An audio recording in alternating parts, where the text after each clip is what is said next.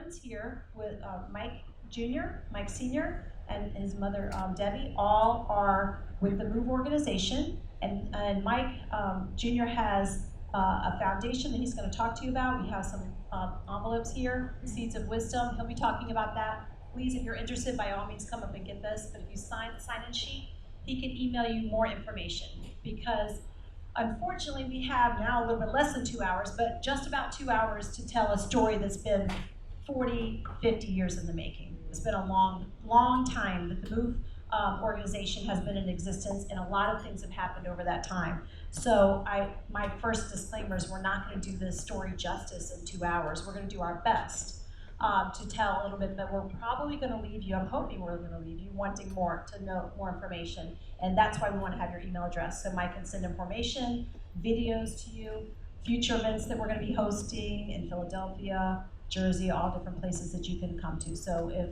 you would like to receive that information, it's not soliciting anything, but just to give you information, by all means, make sure you sign the sign-in sheet. Okay. Okay. We have divided the presentation into sections according to chronologically over time.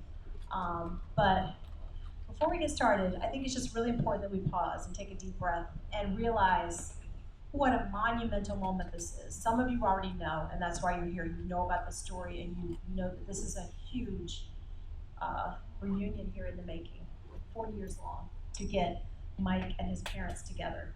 I don't want to tell a story for you. They're going to be doing a far better job than I could, but I just wanted us to pause and reflect for a moment. And this is why I need to turn the mic over, because this is a family that I've come to love over many years.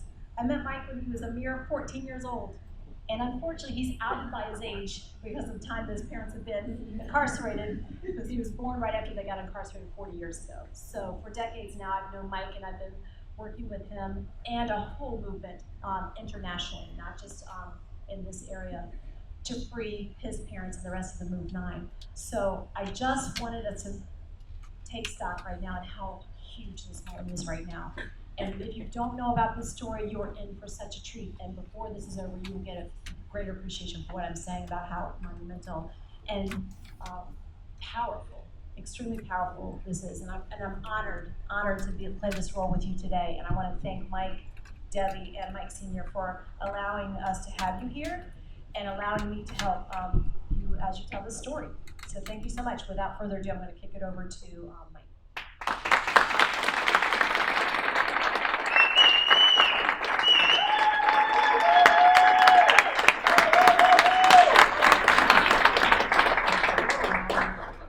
On the move. On the move. Well, first, I want to say thank you to Sandy. Sandy has been a supporter and a good sister for a long time. And when I first started getting into the movement in a much more serious way, she was there. And I remember her being there ever since, and that was 25 years ago. So thank you, Sandy, first.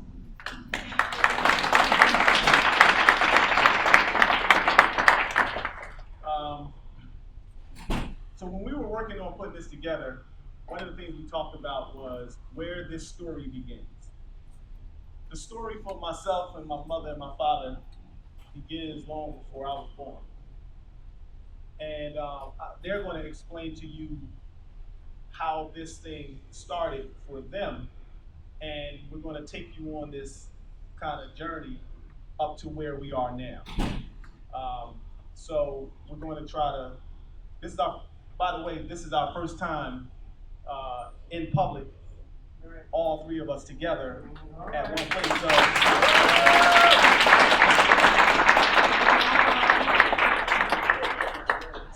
So this is, like I said, this is our first time doing this, so bear with us in this. So we're going to start, though, with where the story begins, and it starts sometime in the early 70s with my mother and my father.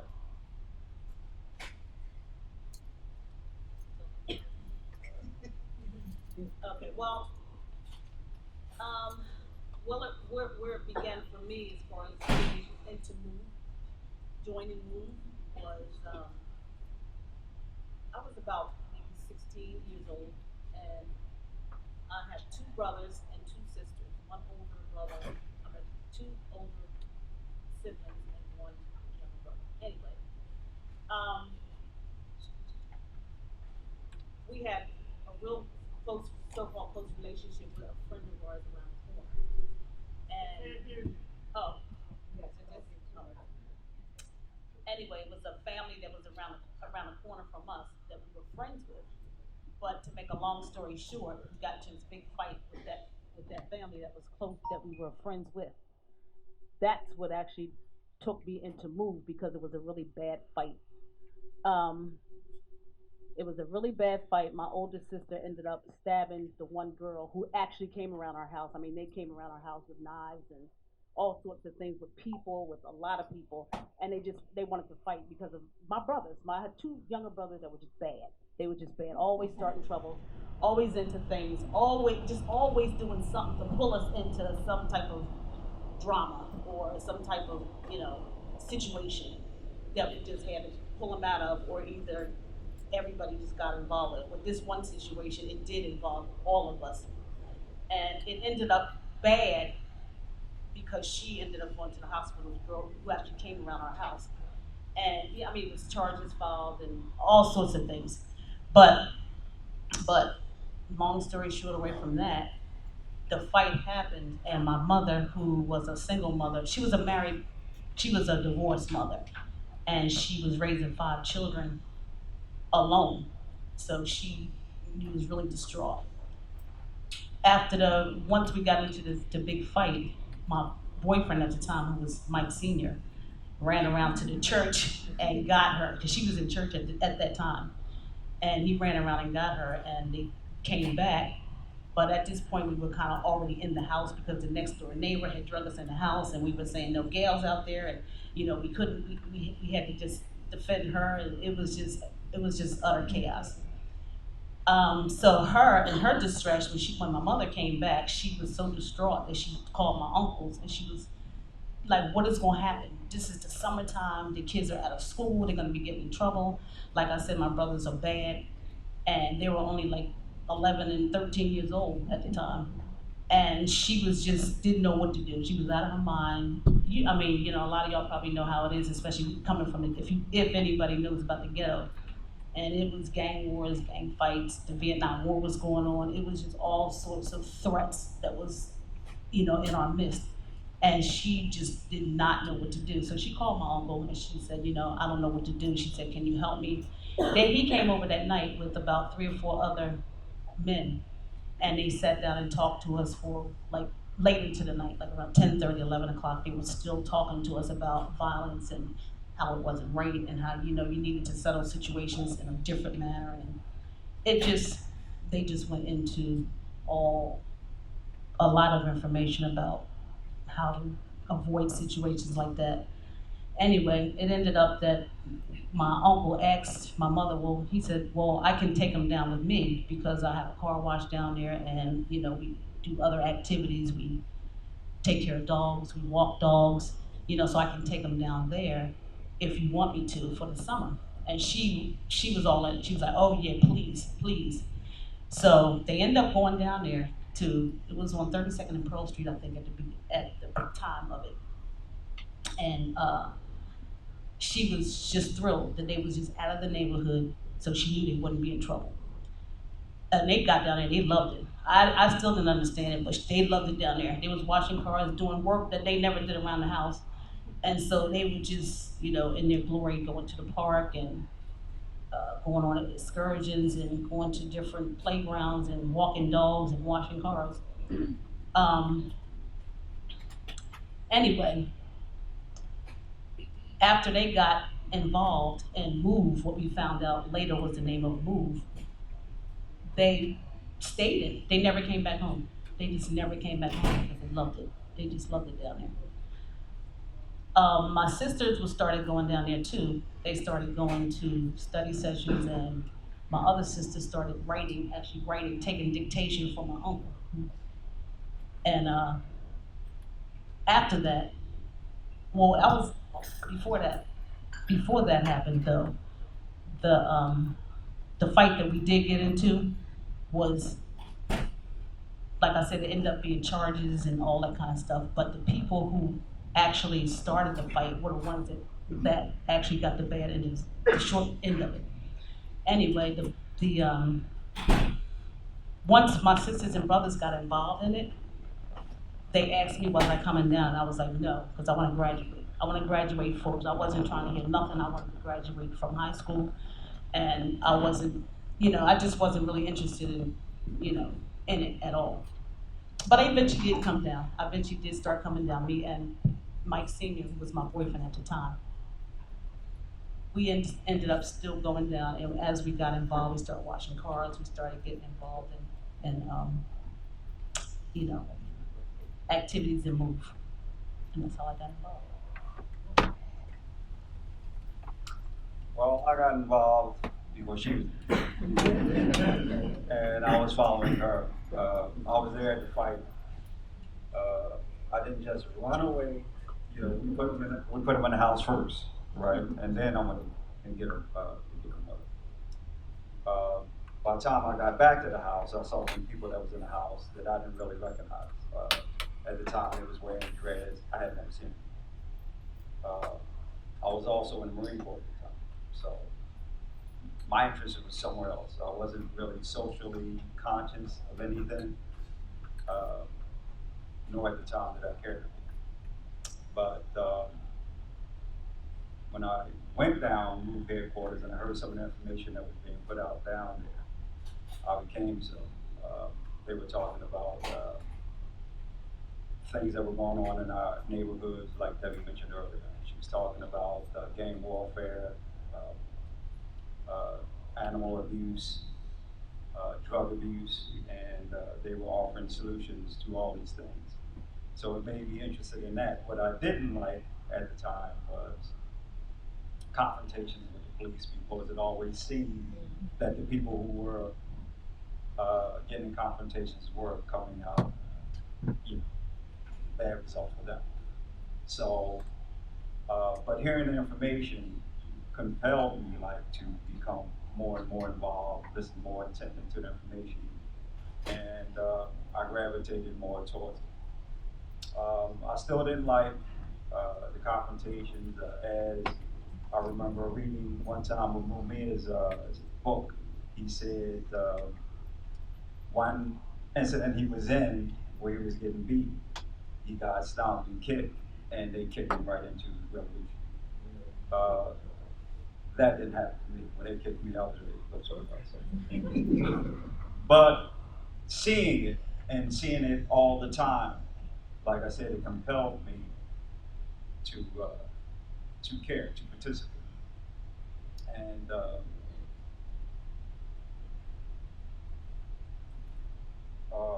so hearing that information, seeing certain examples that was happening now, it just made me more aware of a lot of things that were going on. And as if I didn't, like I was sleepwalking going through that period, because I wasn't aware of a lot of things. But just hearing that information.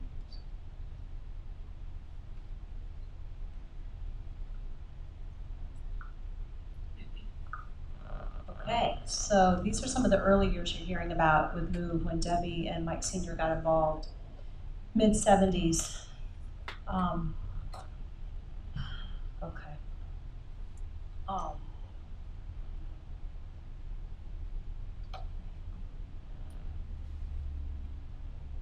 Okay.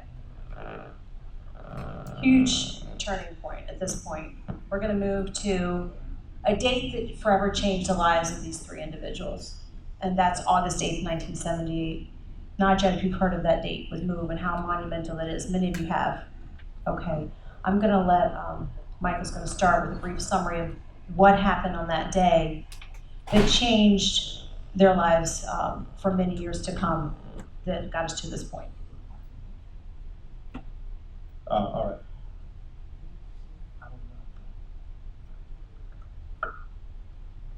So, okay, August 8th, 1978. August 8th, 1978 is the day when the police came to our house and arrested our people. What led up to that the was the information that Move was talking about, that John African was talking about. It was the information. It was the information about life. Moves, for people that don't understand who Move is, the Move organization is uh, our mission is to inspire people to protect life, people, animals, and the environment. So we would talk about that. If people would talk about that, they would put out information about life, about the unsafe boarding homes for the elderly, or the demonstrations at the zoo to explain to people what was happening with the animals and how they were being abused and tortured and all that. So that culminated into a series of confrontations and small skirmishes that led to August 8th, 1978, where 9 members of the organization were arrested and put in prison and given 30-year to 100-year prison sentences. And 2 of those people are sitting right here. So as that happened, people began to protest, and it took a long time, but people began to continue to just protest and eventually work to get some of those people free. There's still 2 people in prison. There's still 5 people in prison up from that confrontation.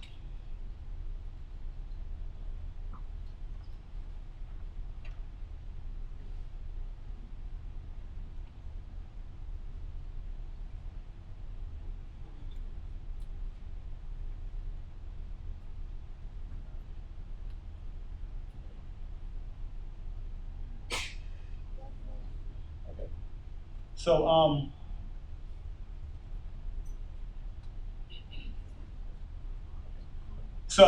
what on August 8th, 1978, what a lot of people know now, my mother was pregnant with me at the time.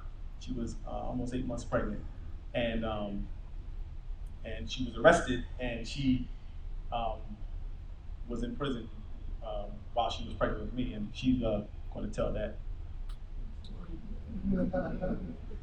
Well, being 8 months pregnant, also I had a 2-year-old that I was carrying when August 8th took place. We had gunshot fired at us, hoses poured into the house, all kind of traumatic, mental, emotional turmoil that we all went through just from having all that done. We had the house was starting to be knocked down on us, but once we did come out, we were forced out with smoke and tear gas. Once we came out, I was arrested. My 2-year-old baby was taken away from me. I was pregnant with Michael Jr., and everybody else was arrested. I didn't really know what was going on. Once we got out to the roundhouse, we were all slated, going through preliminary hearings. Our preliminary hearings were actually held at the prison wasn't a prison, at the jail we were in, which was the House of Correction at the time on State Road. It was, I believe it was 6 of us, 6 females, 6 women, and 2 of us were pregnant. Myself and a supporter was pregnant also. One woman was in with me in a cell, and the other extra Move member was also in the other cell with the woman who was pregnant. We were actually in isolation. We were locked in. There were like 6 rooms back there, and we were locked behind a gate. So I didn't know how things were gonna go as far as having my baby, because I had the first one at home already. No midwife, no doctors, no medication, just me. My husband was there. And so being in this situation, I didn't know how things were gonna go, whether they were gonna drag me out or make me go to the hospital when they knew I was getting close to delivery date or what. But I did not wanna have a baby in the hospital, and I didn't wanna have a baby in jail. However, being that circumstances was unfortunate, I had to have a baby there because I was arrested. But anyway, I was determined that I wasn't going to go to a hospital. I was determined that I wasn't not going to go because I just didn't want. That's my belief. I didn't want to go, and so we talked about it. Me and my sisters talked about it. Well, what are you going to do, Debbie? What's going to happen if if you go into start having labor? And I said, I'm just going to have the baby. And they said, oh, okay. So, um, anyway, I just made up my mind that we was going to do it. So, with the officers that used to come back, they had to check the isolation doors, so they would pull the doors to see, whether we were still there or not, or to see if, we had broken out or not. I don't know why they were doing it, but they would check, and they had to check. That was just protocol for the jail at the time. So sometimes they would just come back and pull the door without even really coming back there at all. And so I went into labor like September 15th, early in the morning. I woke Janine up. I said, Janine, I'm getting ready to have a baby. Now she had three other babies. Two of them was born at home, but she was like, you really are? You're gonna have a baby? I said, are you sure? I said, yeah, I'm sure. Um, but at the time, the officers were still coming by, and I'm thinking, you know what, I gotta be really, really quiet. Now, I don't know how many of y'all had babies or not, but it's pretty tough to be quiet when you're in labor. But I did it. I didn't make a sound. When I heard them coming by, I was like, I have to be quiet. I have to be quiet. I have to lay still and just be quiet. And that's exactly what I did. So when it was about 2 hours later, maybe 2 hours later, Michael Jr. comes out and he's making some kind of noise.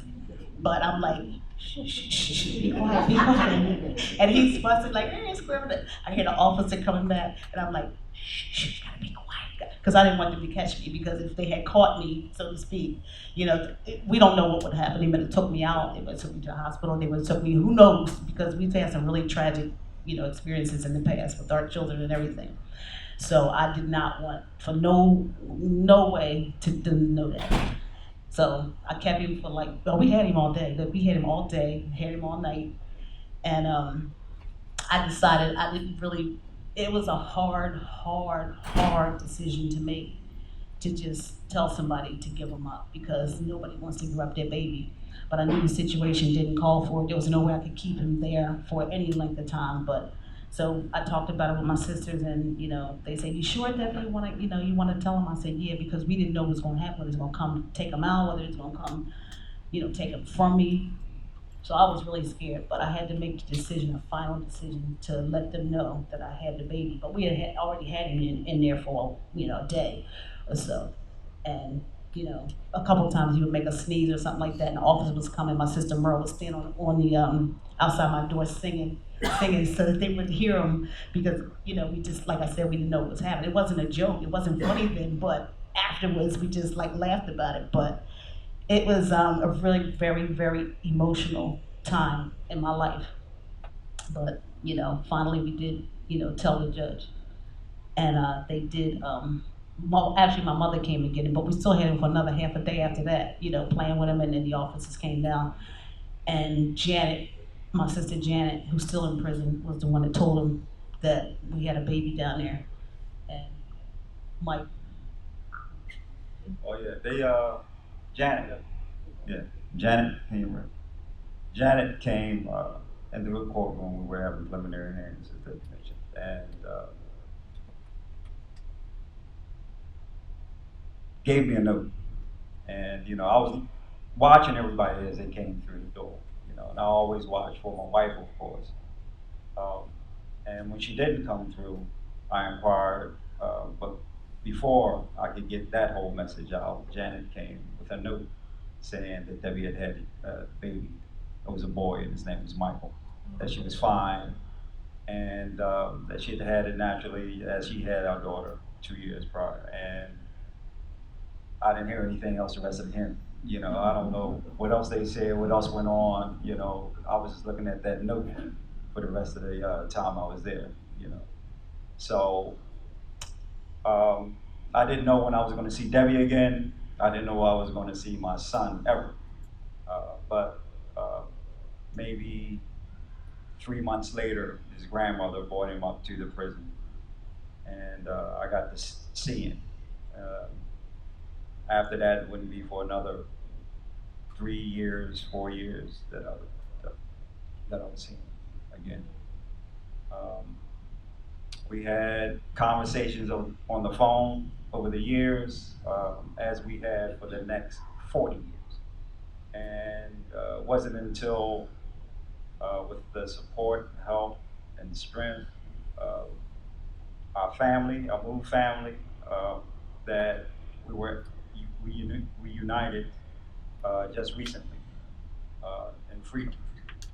But those were some harrowing times in those courtrooms, and it was only due to the strength of family that we made it through and persevered. So.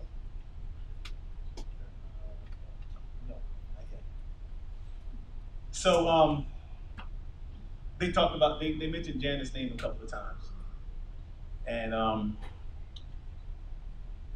my mother was in the prison with Janet all the time that she was in prison. They were in prison together. And Janine too. But the fact that they mentioned Janet is a significant thing, because Janet is the one, once she gave my dad the note, she went on a mission to make sure that the people in the courtroom knew that I was there. And she announced to the judge that she told him she had an announcement to make. She said that she wanted to make sure that he knew that Debbie had a baby. And his name is Michael, or no, she said Debbie had a baby, he's healthy, he's strong. And the judge inquired and asked the guards, and had the guards come in or whatever. And the guard said, nah, there ain't no baby there. And Janet said, oh yes it is. And he's healthy, and he's strong, and he's there.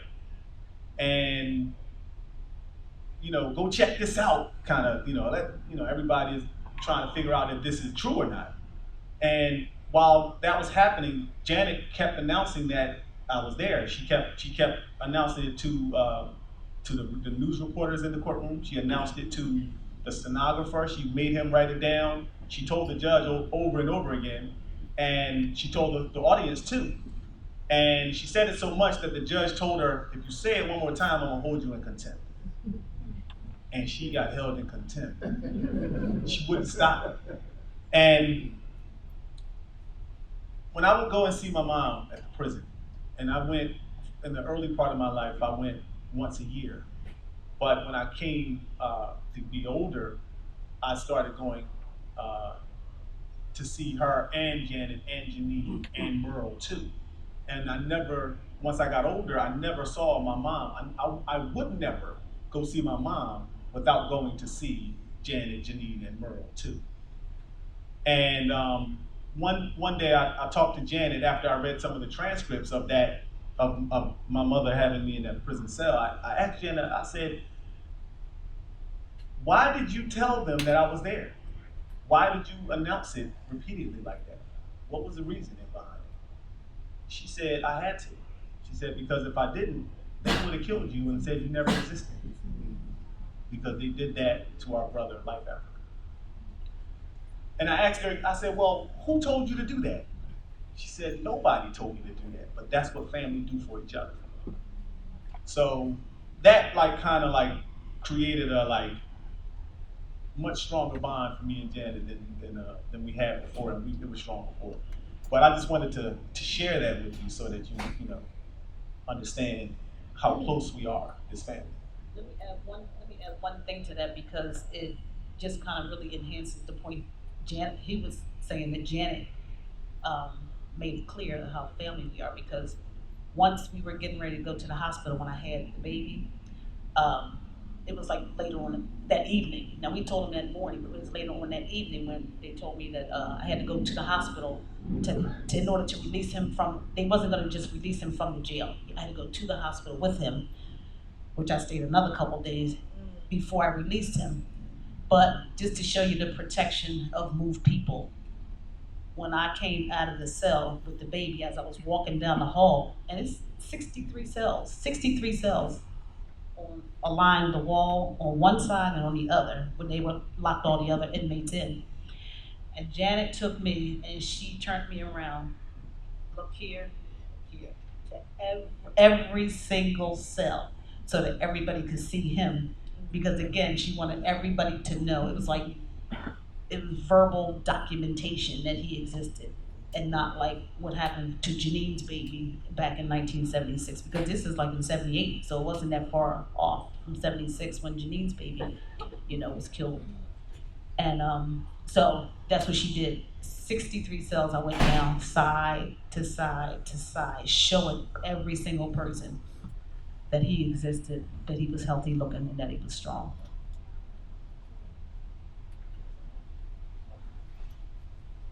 So we're going to move to the next stage, but I just want to say how amazing it is to know.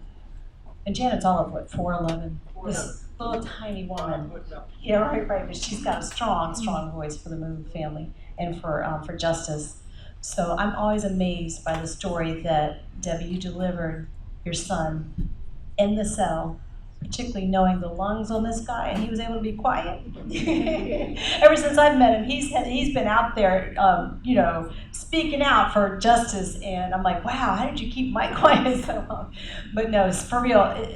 It moves me so much, and I get chills just thinking about it, and saddened by the parting. And I know that you knew you needed to at that point. So the next phase we want to transition into is the early years of Mike Jr.'s life and what that was like for you. Being ripped away from your mom, and here you are, Mike Sr., knowing that your son is born, and he's out there, and Debbie having to say goodbye. And those years, those early years for you, Mike, if you could just share with us what that was like for you and how you came to know about your parents and about the Move family, Move 9. Early years. What's the early years? Let me see.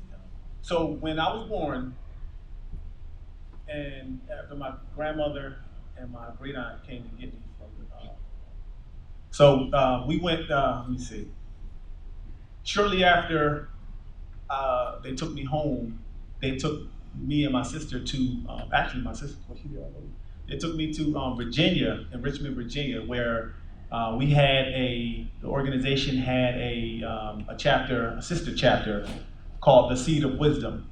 And purpose for that was to get the children away from the confrontational atmosphere in the city. And we were there until I was, I think, about three or 4 years old.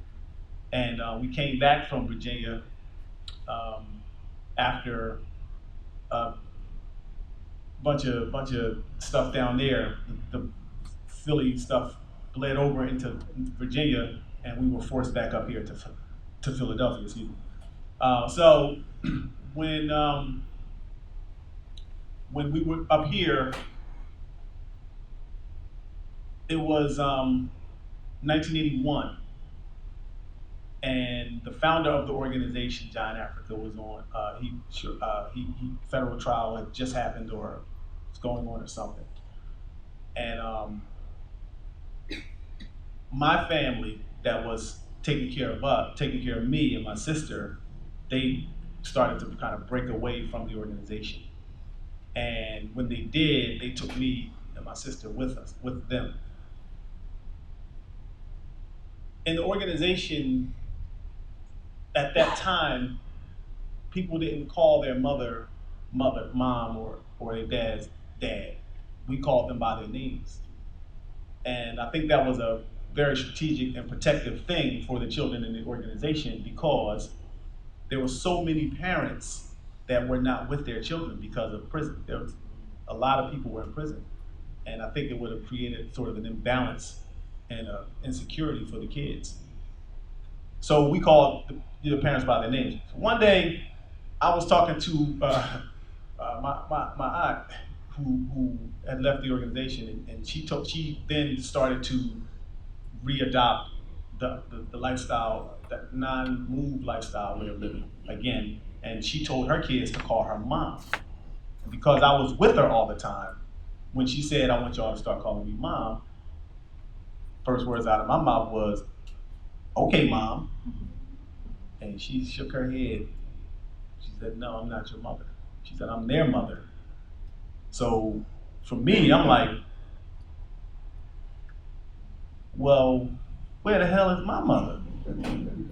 And then when I didn't say that. I just felt that. And then I started kind of trying to think about people that could have been. But I didn't remember my mother. Obviously, I was only a 4-year-old. So I remember going to some of these prison visits, but never to. No. I remember that we were going to go on a prison visit, and when we were going to go on this prison visit, we were going to see someone, and I didn't know who we were going to see, but when we did go to the prison, but you ready for this part? We went to see my dad, who I didn't know at the time either. So this is maybe your 3, 4, and he came up for a visit. Although I had seen him a year earlier than this, prior to this visit, he didn't remember who I was. So I asked him, did he know who I was? And he said, no. So I asked him, what was his name? And he said, Pooh. No. He said, Pooh, which is what his grandmother used to call him. And I said, no, that's your nickname. I said, your name is Michael. And I asked him, did he know why his name was Michael? And he said, no. I said, because you're my son. We have the same name. So that was the first time he knew who I was and what his real name was. But going a little further back, when Debbie was talking about the dedication of Janine and how she demonstrated that love and family unity by taking her down the corridor and making sure that everybody knew who she was and that a baby existed, my son existed. When I mentioned earlier that certain examples compelled me to become more involved in the organization, that was one of them. Because it was demonstrations like that earlier that I had seen when I first came down to the organization. Those demonstrations of love and loyalty, not just for each other, but for the community. Because that same caring was demonstrated throughout the community. Now, later, people would talk about other things, other incidences. They simply didn't know what they were talking about.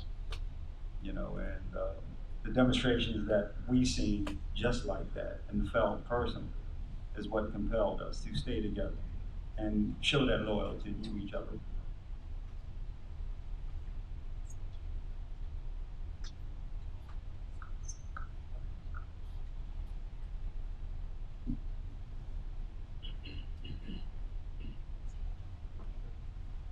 So many of you know another very pivotal moment in the MOVE family, the MOVE organization came May 13th, 1985.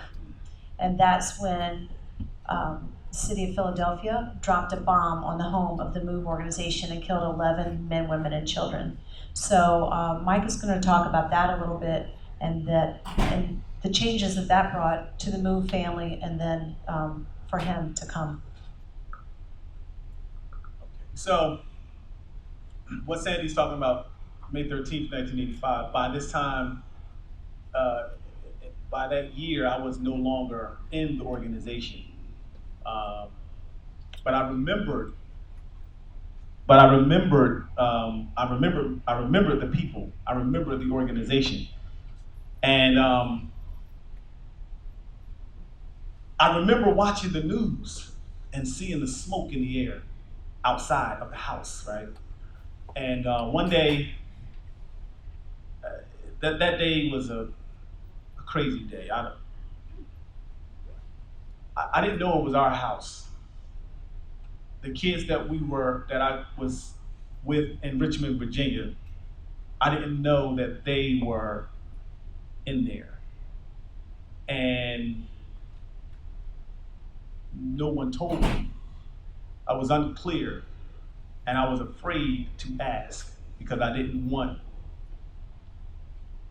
people to tell me who was actually there. But Ramona went to prison for that. And when she came, well, she did 7 years. She came out of prison in May of 1992. And when she got out of prison, when she was on her way out of prison, before she had actually come home, I was on the phone with my mom, and I had, at this point, I had been in Move and feeling the love and the security of the family, and then taken out of the organization and immersed in a world of violence and chaos and just all those things that area of the city of Philadelphia had to offer. And by this time, I was on my way to death or jail or drugs or whatever. Even though I was only 13 years old, that's what that life breeds in that area. So my mom was on the phone at that time with my grandmother, and while she was on the phone, I said, you know, let me get on the phone. I said, Mom, you think when Mona come home, she'll come and get me? Can you ask her? She said, I'll ask her. I said, you think she will? She said, yeah, I think she will. So I'm like, all right, ask her. So, you know, so she asked her, and she said she would. So the next day, after Ramona got out of prison, she came and knocked on the door. And I'm looking at, like, she came to the door and she said 2 words, you ready? And I said, I ain't gonna say what I said. But I said yes. I ran up the steps. I wasn't even ready because I didn't expect her to really come. I had seen her on the news and people was talking about her. National news, people were talking about Ramona Africa about to be released from prison. So she was, you know, talk shows were lined up for her, news interviews were lined up. They were sending limousines to go and pick her up. I did not think that she had time for somebody like me. But the next day, she came, knocked on the door. And I ran up the steps, and you ever see the TV shows where the kids start throwing things out of the dresser? That's what I started doing. And I put on some clothes, I don't even know what I had on. And I ran down the steps, and I said, I'm ready. And we got in the car, and we rolled out. And I've been on the move ever since. All right. Speaking of being on the move, we had a suggestion maybe you guys could stand, because I think the people in the background have a hard time seeing you. So let's put you on the move. So for those of you who may not be aware of the story of Move, there is so much that we could share with you, and that's why I wanted you to sign in documentaries that show you every bit of this, that we're really not having the time to go into great detail. Many of you already have heard of the name Ramona Africa, but she is the adult survivor of the bombing who walked out after they tried to kill her. They were shooting at her, they did not succeed, and then they incarcerated her, even though she was victimized for 7 years, as Mike was just saying.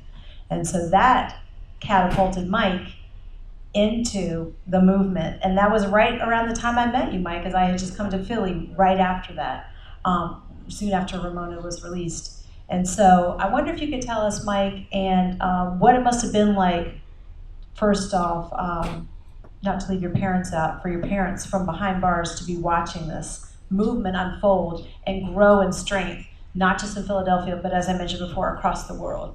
So you could maybe speak to that and what that was like to play a part in that movement. And let's take it. So once, oh shit, all right.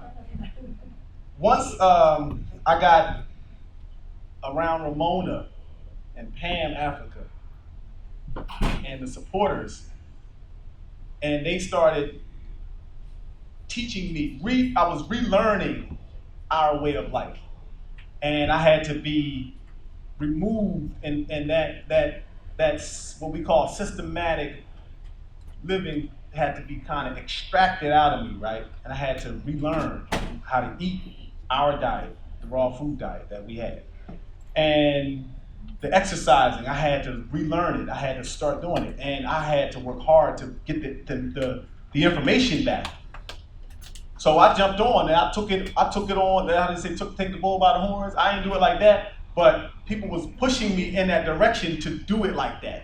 So I started getting more involved in it, and then I saw other cases and other situations where people were trying to like get my parents out of prison, and so I started trying to get involved in that too, and going to demonstrations and Pam. You know, if anybody ever met Pam African, you know that if you near a microphone, if she near a microphone, she gonna get on it for about 4 or 5 hours to put out information. And if you near her, she gonna get you on the microphone so you can put out information about the situation too.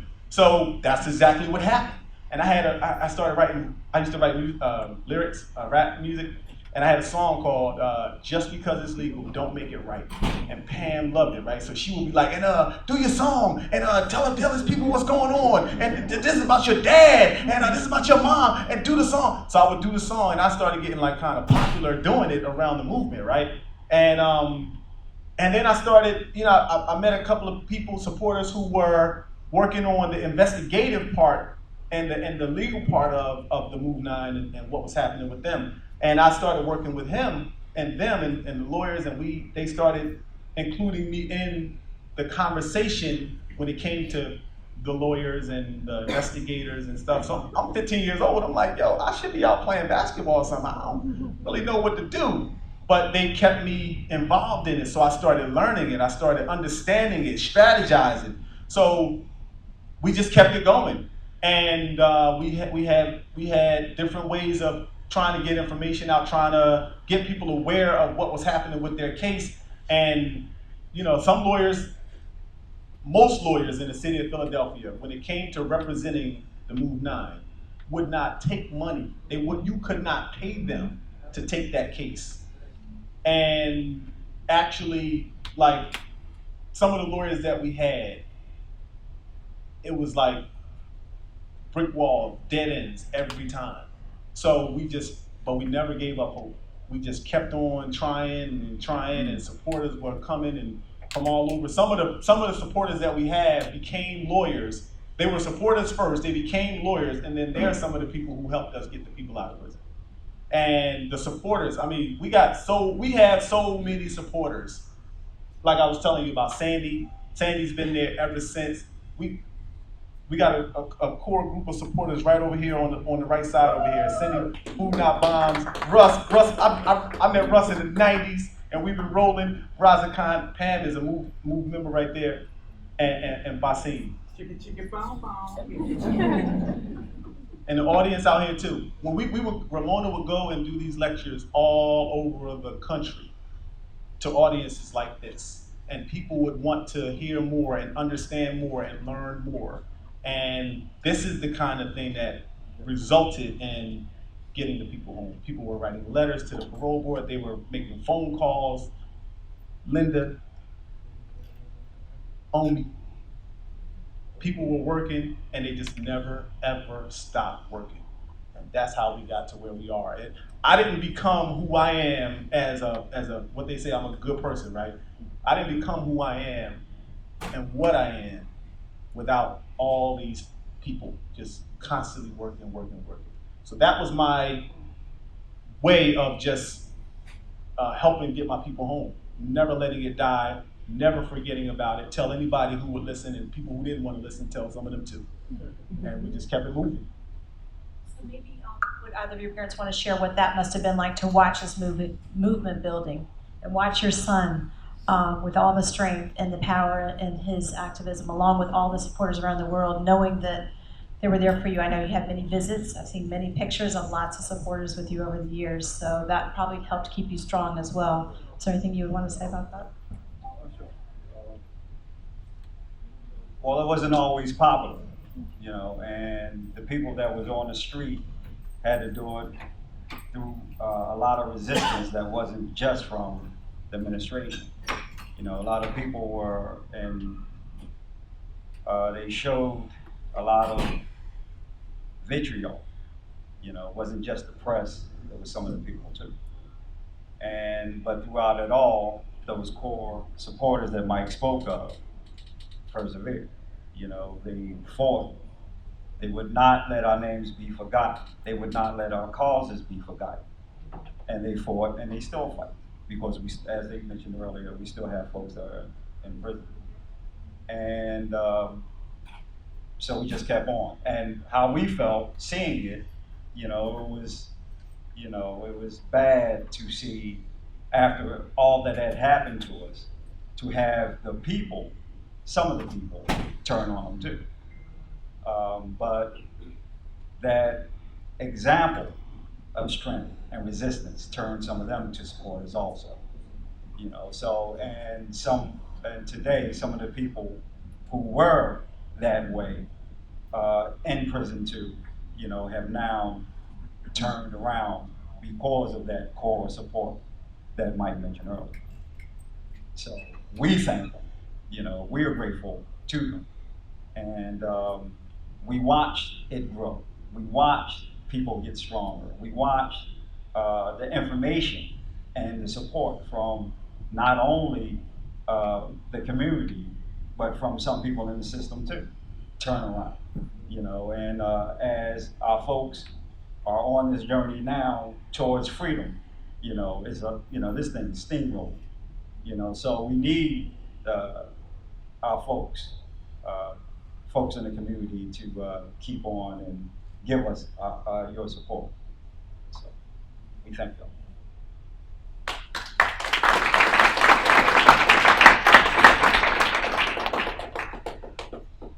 Yeah, just to take it from another perspective, it is so tough.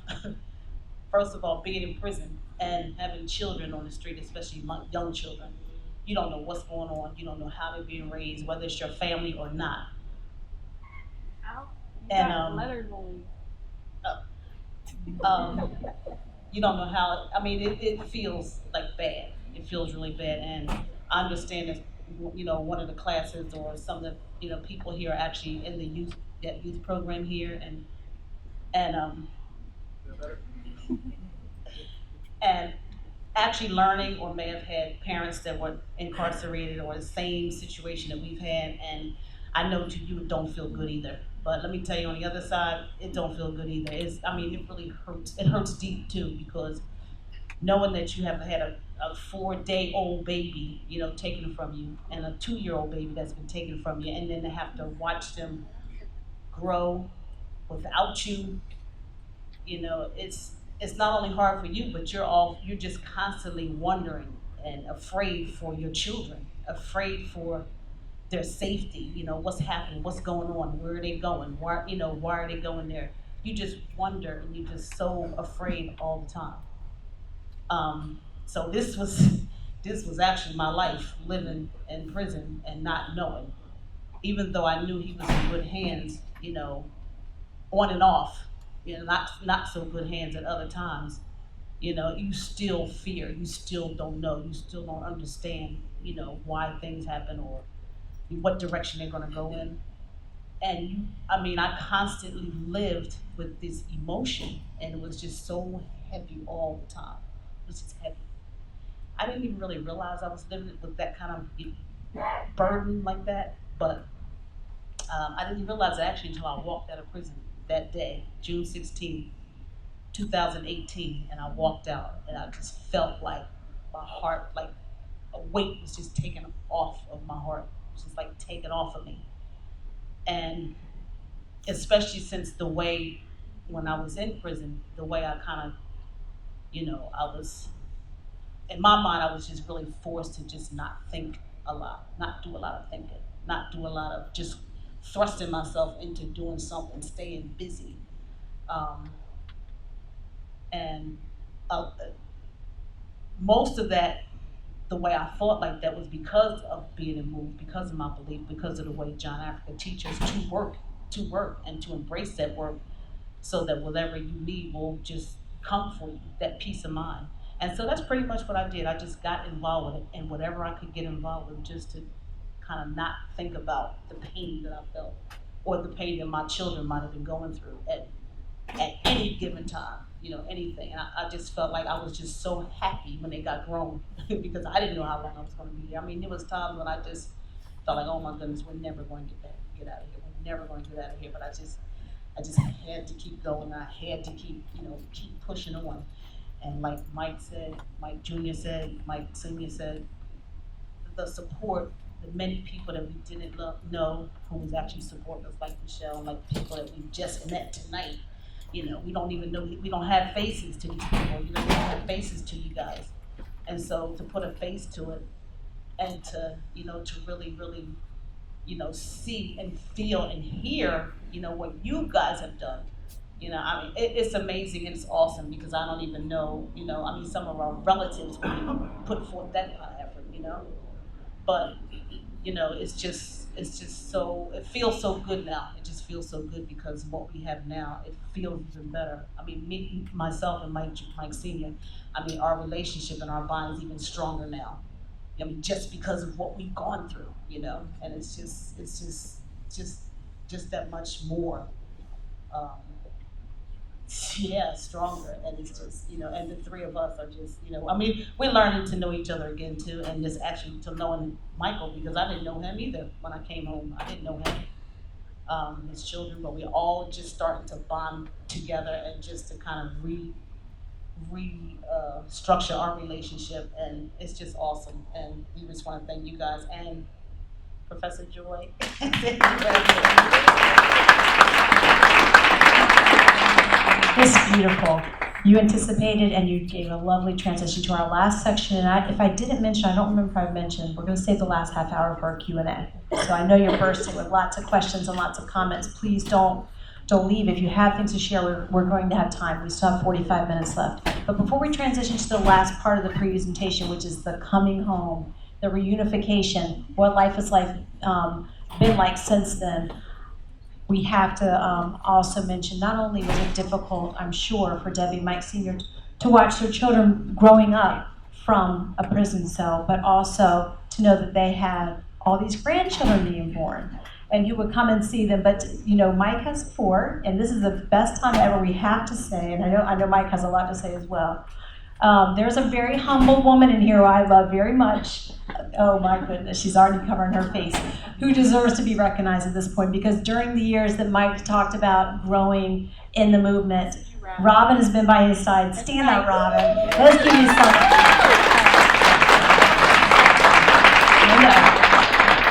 You thought she was a 21-year-old student here. I know. She's not. I'm outing you, Robin. She is the mom of Mike's kids and has been a wonderful mother and partner and wife to Mike and moves member and just amazing. And she's all too quiet, but I definitely know that we need to acknowledge you for all that you've done.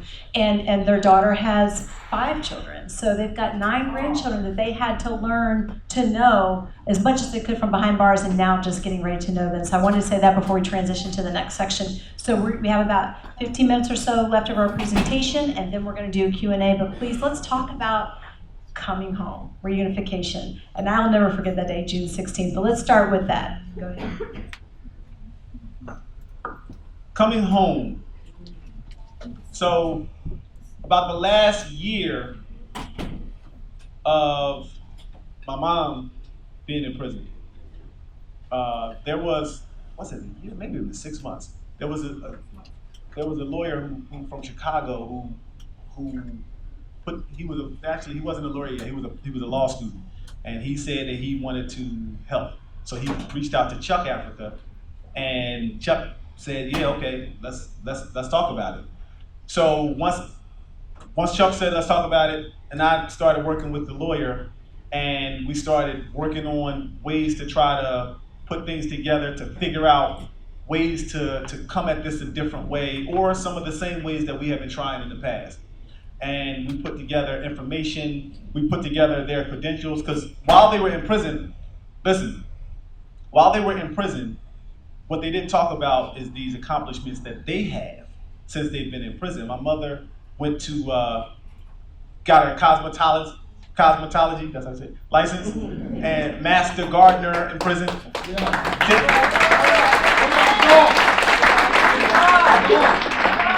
The dogs. They had a dog program. Well, they had dogs in prison. Trained them. They learned how to train them to be service dogs so that they could help people that needed help when, in crisis situations. They had a garden. My mom had a garden. And it was not just her garden. whatever she grew, she would make sure that they distributed it, the harvest throughout the prison, right? And we were talking about that on the way here today. Since she left prison, the garden program has been yeah. I mean, yeah. So, but my dad too, right? My dad is a Villanova graduate since he's been in prison.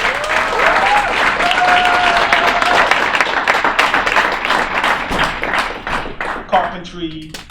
He built doing woodworking. He built the dresser that I still use to put my clothes in every day. I had it since I was about 10, 11 years old. And he that kind of stuff. But what else did you do? You did a whole lot. A runner, marathon runner, musician. He played bass, and he was trying to play drums too. He played a little while. Anyway, he did a lot of things in prison.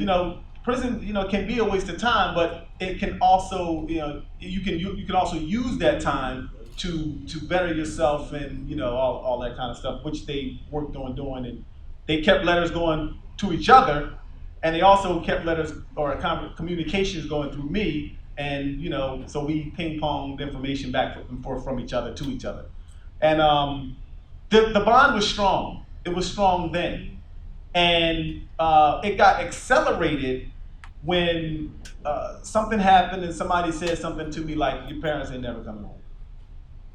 And when I heard that, it just like, at that point, we had lawyers that said that they wanted to do something, and I just felt like it needed to be done now. If there is a chance, it's going to be done now. And the supporters were supporting, doing what they do. Members of the organization were supporting specifically that one. We were on a mission, and then the Eagles won the Super Bowl. And when that happened, my mom, we were talking and we said, look, the eyes are on this city. We're gonna get this done now. So we started campaigning, we started knocking on doors, we started writing letters, we started meeting with officials, people that we would have never met with in the past, people that wronged us. We would have never met with them, but for the sake of getting the job done to get the people home, we started meeting with people, we started having them write letters and get involved, things that we've never done. And on June 16th, 2018, I went to pick my mom up from prison.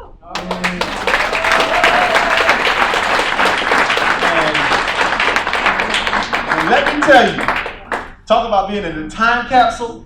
When mom came home, she was looking at the cars and she thought she was just going to get hit by them because she didn't realize the speed that they go, right? She didn't know what a cell phone was. It was all of these things that she had to learn. Buying water didn't exist in 1978, right? Not like it do now. And then we kept the momentum going, right? Which we had to keep it going because my dad was up for parole next. He was up in September, right? He was up in September, and we would get these calls from the parole board, and they called me and they said, is your name Michael Davis? And I said, who wants to know? And they said, well, there's a Michael Davis Africa who may be scheduled to live with you. I said, that's me. And they said, do you have any, they asked you all these questions. They asked me these questions. I said, everything's good. They said, okay. And then another phone call. And the next thing you know, they said, he called me and said they gave me a release date for this date. And that date was October 23rd, 2018. And I went to get my mail. And then like 2 days later, I got a note in the mail that said, from him, that said, this is the last thing you'll ever receive from me from prison. That's how that went, man. And we called home, we called the family, we called our people, and we started sending out these messages on the drive home from the prison. Both times we did the same thing. Sending out these messages and our Facebooks and Instagrams and Twitters and whatever, all of that stuff. Phones was blowing up. It was a surprise. We had to be careful about it because what we didn't want was the wrong people to hear that they were being released and then start trying to mess with them and interfere with them being released. And so we were quiet about it. So on the way home, I called one of the sisters. I said, listen, I'm in the car with my dad right now. She said, "Get the fuck out of here!" It's true. I can assure you. You want to talk to him? And I gotta go because I got more calls to make. I hung up the phone and I made more calls, and every response that we got from different people was so genuine and authentic. I mean, we called your brother, Dad. What did he say? Uncle Pee Wee. He just started laughing. I said, Uncle, hey man, Dad said, I'm home, man. I'm on my way home. He said, and his brother right over top of him was at the time he wasn't doing well. He was in the hospital, and he was out because of something they were doing, and he woke up to the news that his brother was home. So after 40 years, and he just instant release, and that's the reaction that we got from all of our people.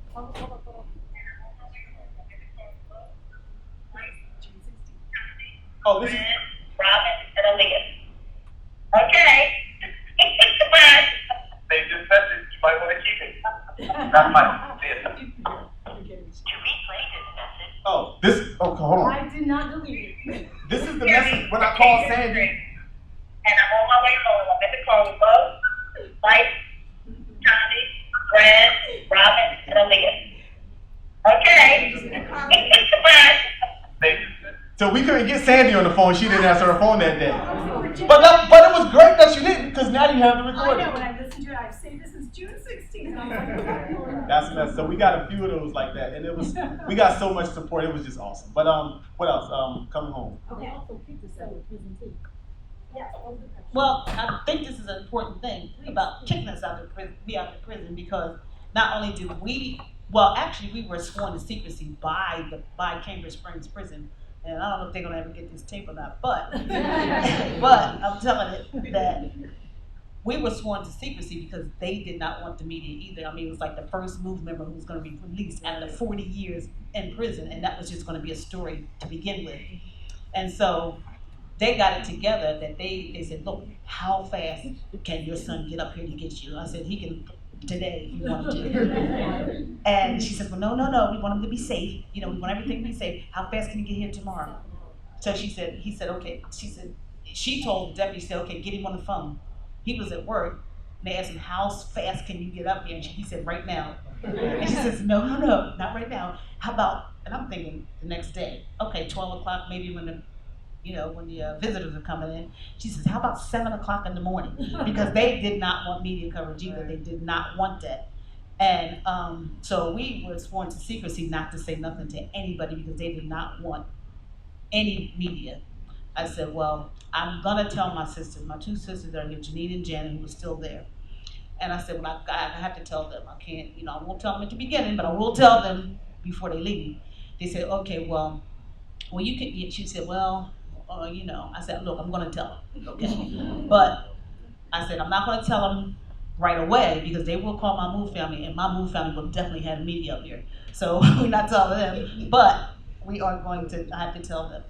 But anyway, we got kicked out of prison like 7 o'clock in the morning. He was there, and everybody was there, and they driving down the highway, and all of a sudden, I feel like a package because he's calling everybody, hey y'all. Oh, Dad calling, yeah, Dad calling. He said, Dad, we got her. But it was one of the happiest moments of my life, and I'm still living it. Like every morning that I wake up, still feels like a new beginning, and I've had to adjust, and then, it's like the adjustment has been, kind of riveting, but it's challenging, but I'm getting there.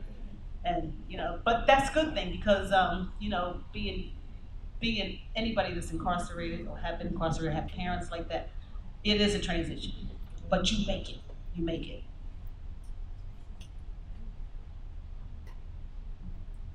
So, just real quickly, I thought maybe Mike could share some things. Technology is crazy, right? The world keeps moving. 40 years later, I mean, most of you weren't here, but those of you who were, like myself, if you think back 40 years ago, how much things have changed. The first thing Debbie told me was like, oh my gosh, the toilets flush by themselves. In the prison, you have handles, right? She didn't know about the toilets, the flush alone, and the hands. But my hands are, the water comes on by itself. Things that we don't really appreciate is all new. So maybe, Mike's gonna wrap up for you. I mean, this is the shortest time for you. You've only been home a few months now, since October. So what's been the biggest adjustment for you? What's it been like for you? Well, it's not really a big adjustment for me. Freedom has always felt the same, you know. So coming back to freedom is where we belonged anyway. The biggest adjustment was doing 40 years in prison. That was an adjustment, you know, coming home to my son and my wife and the hugs. You know, things change, people don't change, you know. So, you know, freedom feels great, but it's always felt great, you know. So that was no transition.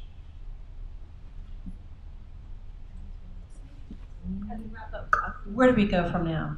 From here now, we still have other family members, Move 9, and this could be a whole program in itself. So this is going to be brief, but we do want to invite you again to leave your information if you want to know what you can do to help bring the rest of the Move 9 home. So maybe, Mike, if you want to talk a little bit about where do we go from here, and then we'll open it up for questions.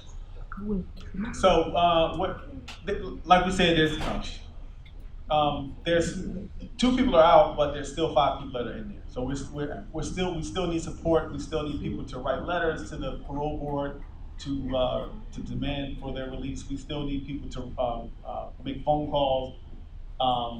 We started a foundation called the Seed of Wisdom Foundation, and we got the name from the kids from Virginia that I was a part of in the late 70s, early 80s, and we used the platform that we were given to try to get out information and in a way that people can digest it a little easier. And in the foundation, one of the things that we do is we work with children a lot. We have different kinds of, we have what we call the summer games. It's kind of like our Olympics, where the kids do exercises and they work out and we encourage them to eat healthy and all that kind of stuff. But within the Seed of Wisdom Foundation, the Move 9 is a big part of it, of trying to get them free, trying to get the rest of them free. And we have brochures and stuff for people to take so that you can see, and if you want to help out, you can get more information on that. So as promised, we're stopping right where we planned. Thank you very much. Thank you so much, Rose. So we have half an hour left for questions. I know you have probably a lot of things you would like to share. So, Rose, you want to help pass it around? Okay. So, does anybody have a comment or question? Question?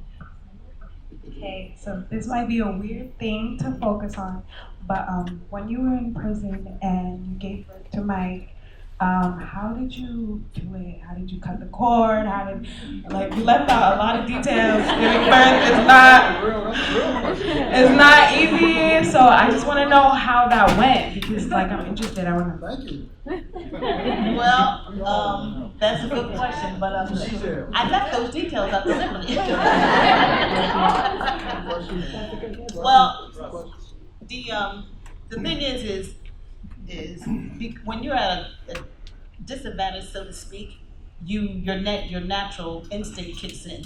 So if you're in a house and you're locked in, you can't get out, you're gonna start resorting to different things that you need to do without thinking, because it's like a natural reaction that you just take. So being that I was in that position, being limited, when I had him, I bit the cord. So now I did it, and we flushed the afterbirth. Wash him off and ring us. Yes. Anybody else? The tears flowed inside as I heard the story. Why? Because currently I'm experiencing multiple myeloma, if anyone has ever heard of it. It's one of the most painful cancers that exists. But that was nothing what I just heard. Nothing.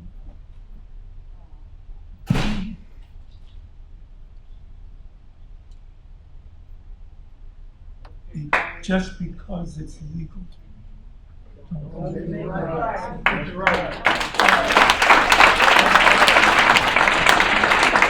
Thank you, buddy.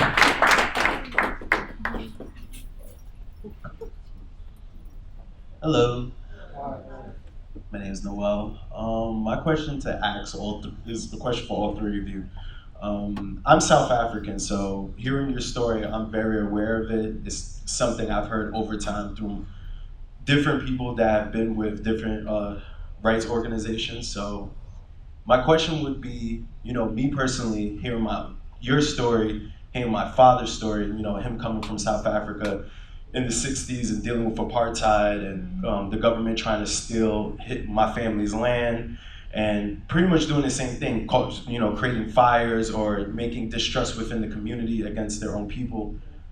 And knowing that the government and these entities are behind the circumstances towards your family, how do Black people move forward? Because it's like living in your own insanity, right? You know this government is against you, or there's certain type of people that are against your movement. How do Black people together as a unity move forward from those type of things? Even though it did happen in the 70s and 80s, even today you still see the institutionalized programs still going on. So how do we together, move forward? Because, you're talking about something that happened in the 70s and 80s, that seems a long time ago because I was born in 93. So, this happened before I was even born.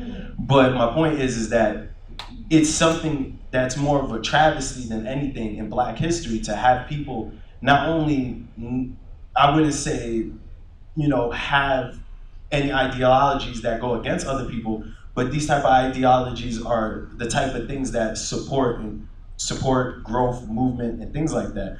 So just knowing that disparity between what you guys stand for and what was done to you, how do we fix that type of problem? Because we still live in the society, we still live with the government, we still live with people that did that stuff to you, that have children or are still running the government for themselves. So what do we really do? Because me as a person, I've always thought about starting my own social movement or starting my own organization, but the way I speak and how I move, I could probably get shot. So that's the honest truth. So for the most part, I've seen what they did. I've seen what they did to you. I've seen what they did to the Panthers. I've seen what they did to my father in Mandela in the 60s. My father had to leave South Africa and come to America. And, he left the apartheid to come over here and deal with the same exact oppression that was happening before then. So, ideally, what do we do? Because my father, he just says that it's living in your own insanity. But the only thing you can really do is teach your children to be, aware of what's going on, to know their Black history, to know the things that happened even before our time. So what do you guys think, on your opinion? That's a good question. The solution is unity. What people should know is not, this system that we live under does not just, the people that are affected by this in a violent way is not just the revolutionaries. Trayvon Martin was just a kid with some Skittles and a soda. Mike Brown, Eric Garner. There's a lot of people that were not necessarily revolutionaries that things like this happened to. But also, unity amongst people is so important because like people get shot and killed by the system, it is not just people. We're dealing with a system that has the desire to destroy everything. Yeah.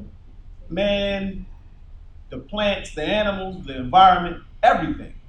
We're dealing with a system that will know that there are harmful radiation in this nuclear power plant that they about to build.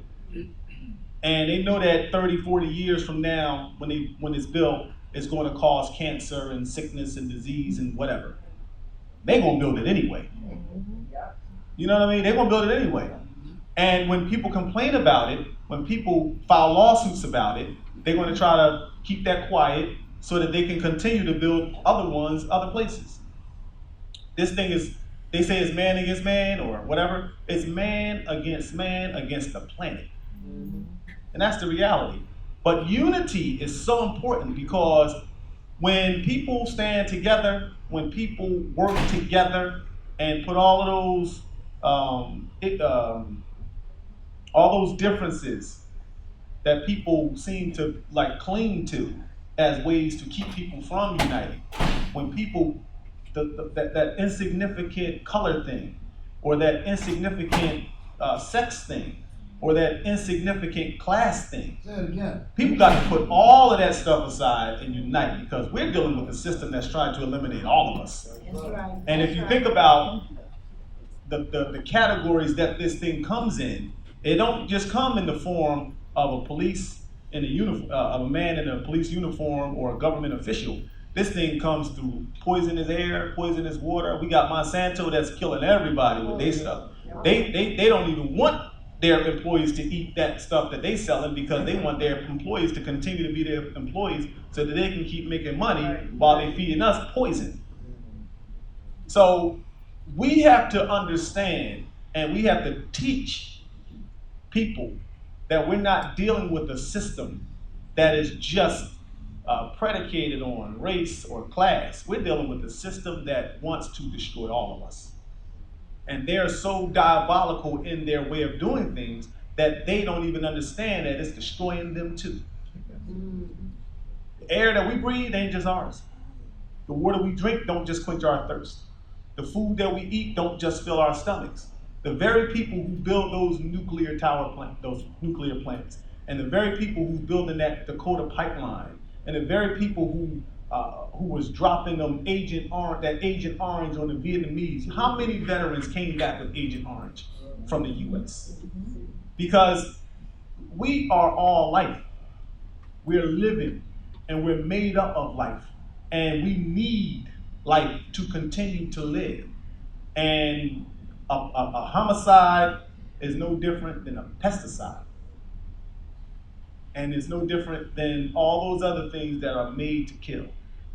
And unity is so important that if we don't have unity, you have that thing, divide and conquer. That's real. That's real. So people we got to wake up the conscience. That's what MOVE's purpose is. Our purpose is to inspire people to protect life. People, animals, and the environment. Hello. Thank you for coming today. It was good hearing you all speak. I just have a question. When you were in prison, did you have any connection to other inmates or other maybe workers that helped you emotionally get through the time that you were in prison, Mike or Debbie?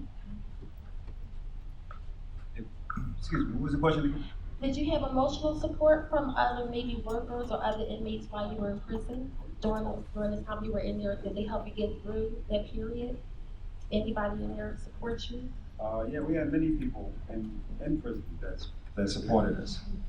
And we had a lot of contact with brothers and sisters in there that showed us a lot of love. Mostly we had the support, and their families too, by the way.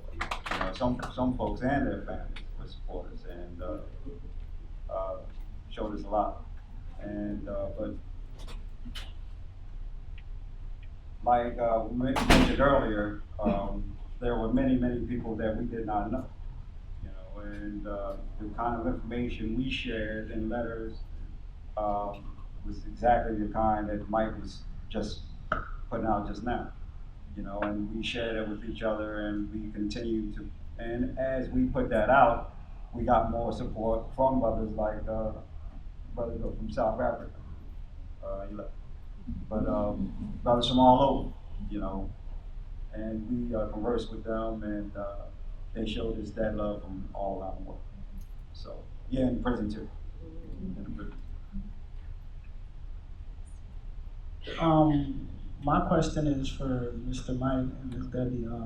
Being that I have friends and family that are in jail and incarcerated, due to gangs and stuff like that. Depending on the degree that you have in the gang, you're isolated for a long time, 10 years in solitary confinement and things like that. Or you're seen as a threat to the prison, so they don't put you in general population. So I have friends and family that are still in there, and knowing that you guys got your education in prison, how long in prison were you not seen as a threat from the Move 9 movement, and then they allowed you to be they allowed you to get your education and things like that? Well, well, I will tell you this, that the male jails are a little different than the female jails, but it just really took an example for them to see that the threat that they feared from us wasn't really what they thought it was going to be. And so once they saw that example, after we were in solitary confinement for 3 years, once we were allowed to go on the campus on where everybody was at, the general population, and they started seeing the hard work that we did, they started seeing the genuine caring that we had for people, for animals. They just started kind of looking at us differently, individually differently. Now, there's always been the administration or officials that have deemed us in a certain light, but when individual people, that includes the officers, guards, nurses, doctors, people that would see the example of us running every day, of us caring for each other every day, seeing us help pick a person up that, or tend to a person that was having a seizure on the sidewalk, whether it was an officer or not. I worked in a beauty parlor at Muncie, and the teacher who was there, she had some kind of attack or something like that, and she fell out. Nobody was in the room except for her students, which were all inmates. There was no other staff person in there. And I literally ran all the way around, down to the officer, down to the around the corner, outside, went all the way to another building to let them know that she fell out. I mean, she wasn't lying to me. She never did nothing to me. She just taught class. I didn't have no reason not to do it. And so when they started seeing that kind of example coming from Move people, they started seeing that, you know what? These people are different for what they're saying.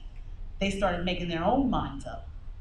And so that's what actually started them personally treating us differently. And once they saw that, it just trickles.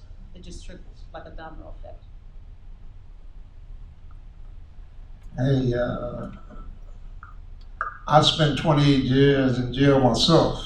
I ran into Mike in my early years. My grandfather used to always say, all thoroughbreds run on the same track. So it's just a certain feel or situation that you get from individuals that you know that you just run into a thoroughbred. One incident, he might not remember this. We used to always fake like we was a little easy and soft. As soon as a guy jump on us, we tear him up. A dude come up to Mike, talking about, come on man, let's box. He said, nah man, I don't want to box that. He said, I'll take it easy on you, and Mike beat him up. But he only body beat him, and he wouldn't hit him in the face. And I'm telling him, I said, boy, I would knock this joker's head off. But he let him go. That shows some mighty big character.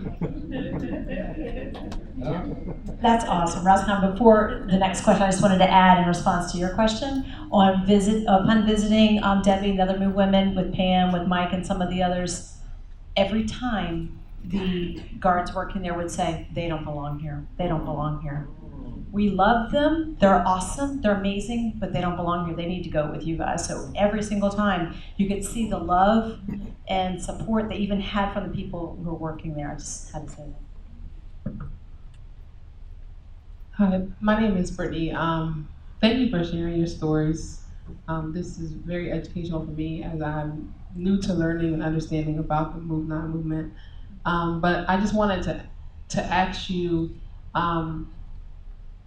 what could you say to the students in the room as just a call to action for any form of injustice or just using their voice to speak on whatever the cause, whatever the cause for unity. I think we all individually have things that we're drawn to, passionate about, that all at the end of the day kind of come back to a unified mission of what you said that this organization is about, which is the life of individuals, animals, and just life in general.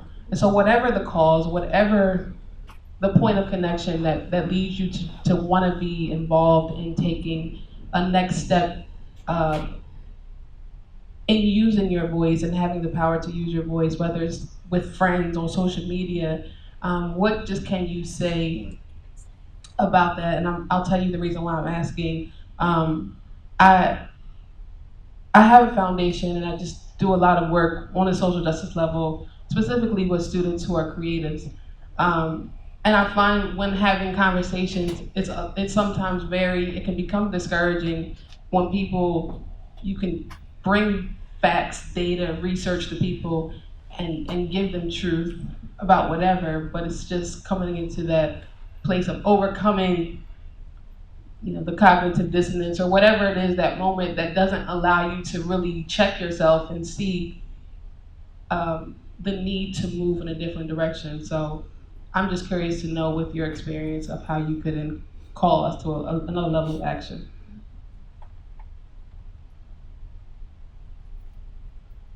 Well, I would say this: don't give up. Don't give up, because when you look at this example up here, you're talking a 40-year stretch. And let me tell you something. There's times I wanted to give up, but I didn't. You know why? I couldn't. I have 2 babies out there, 2 children out there, I have people who have fought, put themselves on the line. The motivation and encouragement that I needed to keep going, I would get it when I was at my lowest. And so, same thing goes for you. You're no different than me. And so, the passion, the fear, the intimacy, the drive, everything that is in me is in you. And because of that, you just keep going. You keep going, because no matter who you talk to, how many times you talk to them, whether it sinks in or not, you've done your part. And when you do your part, you can best believe that you're getting through to somebody else, whether it's just one person. It doesn't matter. Listen, we did 40 years in prison, and we may not have all the people, all the inmates, or all the officers, or all the staff people to, ring our bell and talk about how great we are, or whatever the case may be. We may just have a handful. There are officers, there are guards that still call Michael Sr. They bought him things when he came home. Like, these are the people that we reach. Inmates still, they just wanna say, I'm so glad that I met you. And it's only a handful, it's not that many, out of the whole state of Pennsylvania. But you know what? Those few are the majority. You know why? Because we've reached them. We've reached them. And so when you have 8 people that'll reach another 8 people, and those 8 people reach another 8 people, you're talking unity. That's where the unity comes from. Listen, we didn't just start out like this. When I started out in 1974, I never thought that I would be up here. I never thought that I would be in prison 40 years and giving people information. I never dreamed that I would have to give my baby up at 4 days old, but I never dreamed that I would come back either. And so because of that drive and because of that motivating spirit that people have in them, especially being a woman, not to say that men don't have it, men are strong too, but they have it naturally too. But you have that perseverance to be able to push through and pull through. As long as you ain't being hung up, by your fingernails, you got it. And as long as the life is in you, you can do it.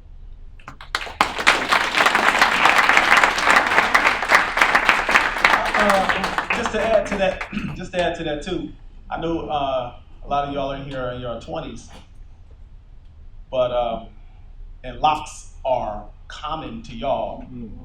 They were not common in 1978. And as a young person growing up, when locks were absolutely not only not popular, but people looked at them and despised them. Right. And disgust. You're Dirty. People used to spit on us as they walked past us because they didn't like the way our hair looked, or they didn't like the way we smelled because we smelled like raw food. But we persevered because, like Mom said, don't give up. When you're doing something that's right, you're not supposed to give up. When you're doing something that's right, you're not supposed to be the one that quit. You're supposed to keep on working, and the people that ain't right, they won't have to quit. right. Because when you're doing what's right, that's what's important. And so we just kept on, and it wasn't easy. It certainly wasn't easy, but it's worth it. It's worth it. Yeah, hello. My name is Teron. Thank you guys for being here today. I had a question for Mike Jr. So when it comes to changing our lifestyle and knowing that this system is unhealthy for us, how can we really go about making that drastic change, especially when we need a mass amount of people to do that, to really make a difference? So how hard was it for you adjusting to going from an Americanized lifestyle to a move lifestyle, for example? It was tough, man. Listen, let me tell you, they ate raw food, and I was like, man, I want a hamburger.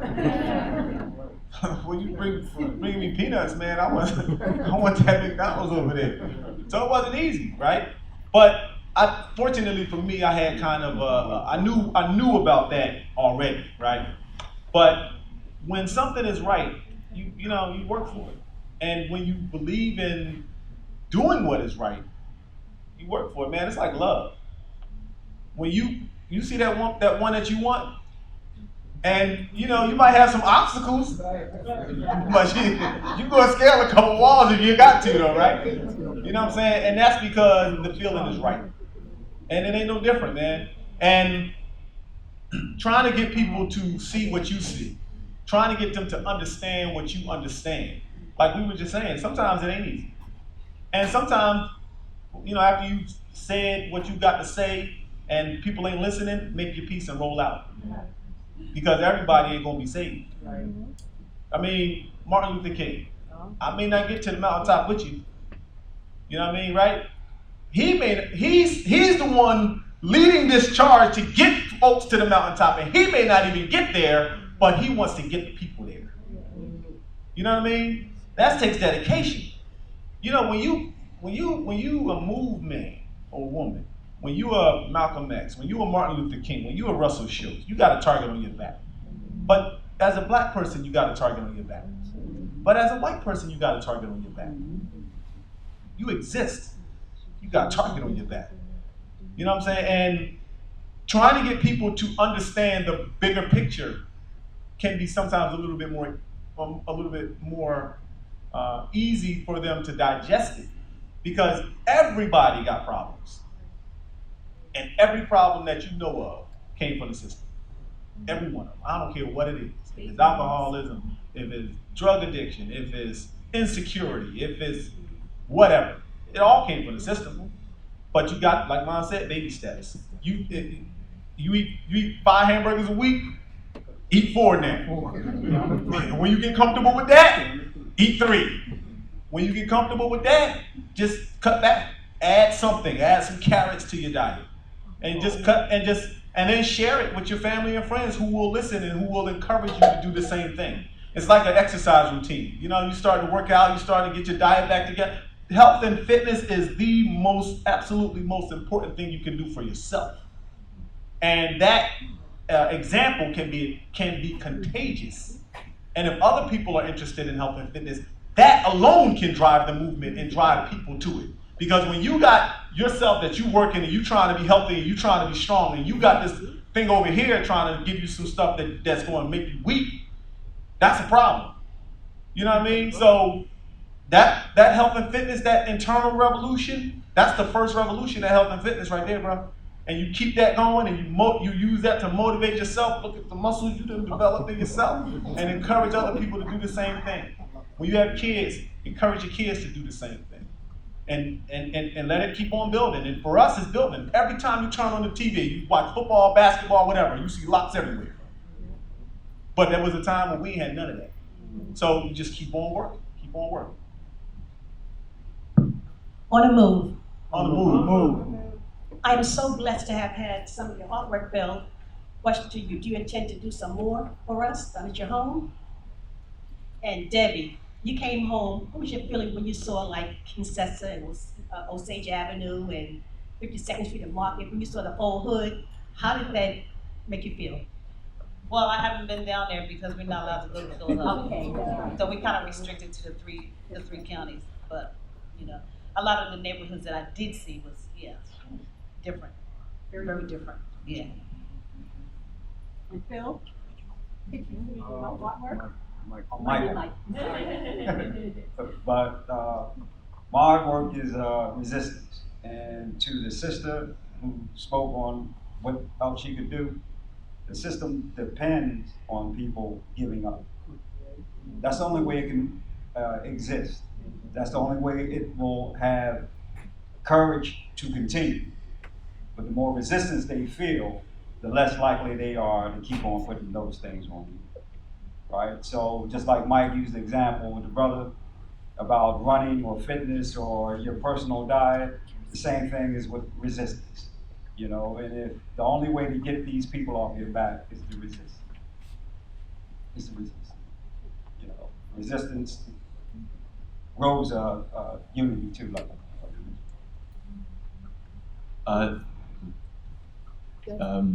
So, as Mike Jr., this is for the parents, but as Mike Jr. Got older and was able to become more independent, did it become less scary as a parent? You know, like you were talking about how you were afraid when, like the period after he was taken away out of prison. Yes and no. It became more, I was less afraid because I felt like he was, as he got older, he was able to make his own decisions. And so at some point when you raise a child, you know, that's taken out of your hands anyway because they want to do what they want to do and they don't care for the most part. But I mean, the parents do have influence over their children, so you can always encourage them to do what you feel is right for them. And so, yeah, it was less traumatic for me as they got older and they started being able to make their own decision. And I would also see the decisions that they made and how it would work out for them. So that was a lot easier for me then. But then, you know, it still was a little nerve-wracking in some way because he is involved in MOVE. And I know how the city of Philadelphia and other officials kind of target MOVE too. So that also was kind of like a, you know, like a feeling of, like an uncomfortable feeling, you know, at times. But knowing that he was becoming a man and that he was able to make it, he is able to make his decisions, kind of still took it off of me somewhat, you know.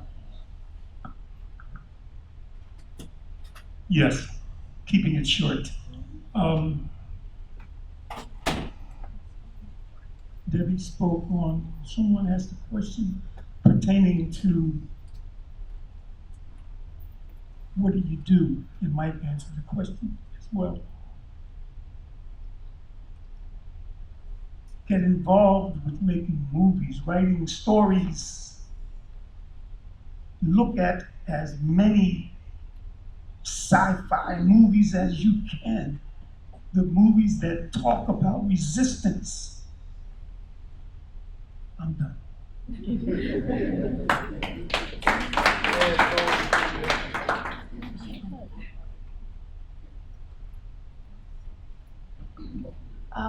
First of all, I'm going to try not to cry when I'm asking this because I just wanted to thank you so much for being here. This is really an honor to have the three of you speak and to share what you've been going through.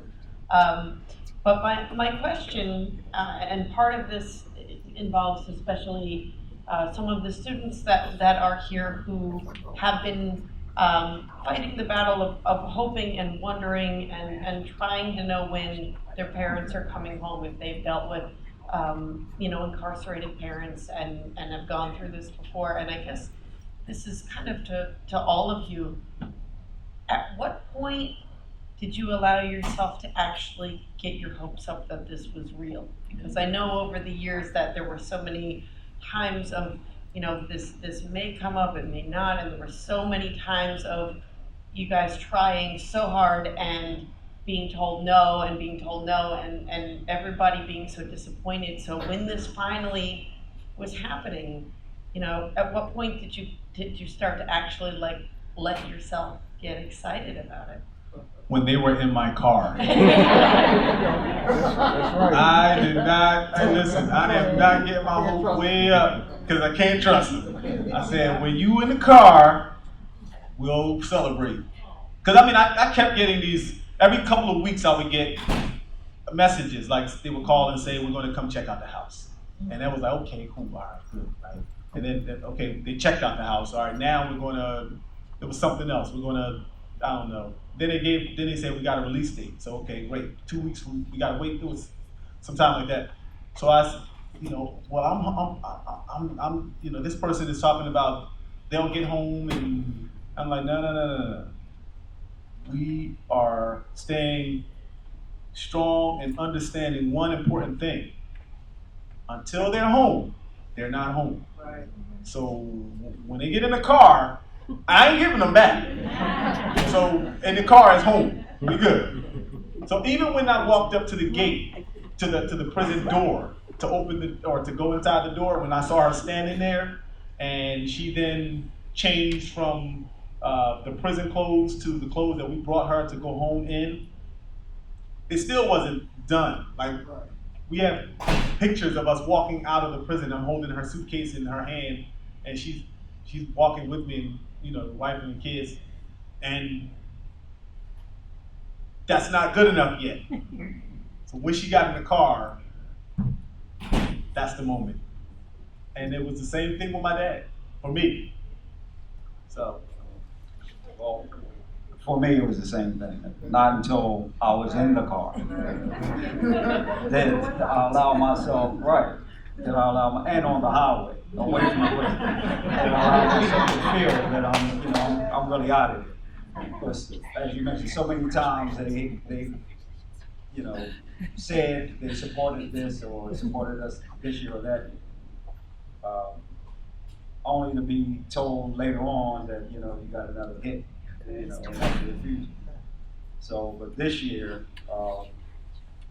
it seemed like, I had 4 months to see that my wife was out already, so that voided it a little bit more, but still, not until I was kicking those clothes off and in the parking lot and in the car and away from there that I allowed myself to fully feel that, it had happened.